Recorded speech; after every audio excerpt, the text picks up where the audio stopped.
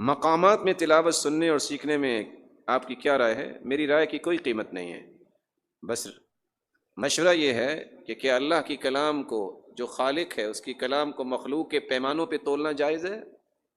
بولیے، صحابہ کس مقامے میں پڑھتے تھے؟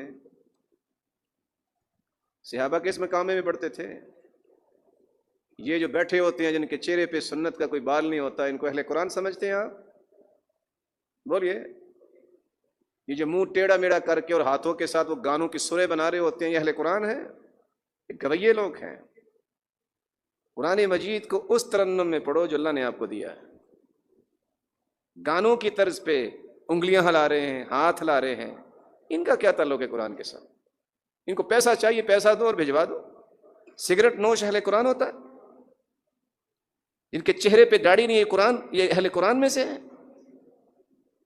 یہی وہ چیزیں ہیں جو آج معاشرے میں آ گئی۔ قرآن کے نام کو بھی انہوں نے بدنام کرنا شروع کر دی۔ قرآن کو سننا چاہیے سکون سے۔ یہ قرآن کی مجلس ہے کہ اٹھ کے نعرے لگا رہے ہیں اور ایک کوئی سر کو چوم رہا ہے، قدر کر رہا ہے، کیا ہوا کہ اس نے جی سورت ایک سانس میں پڑھ دی؟ حسن بصری رحمۃ اللہ علیہ کہا کرتے تھے کہ وقت آئے گا، کہنے والا کہے گا قرأت السورہ فی نفس واحدہ، میں نے ایک سانس میں پوری سورت پڑھی۔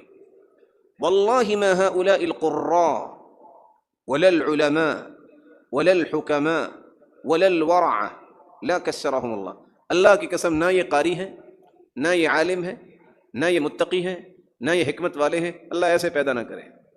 قرآن کو اللہ کی رضا کے لیے پڑھو، اس کو پسند آ جائے بس یہی کافی ہے۔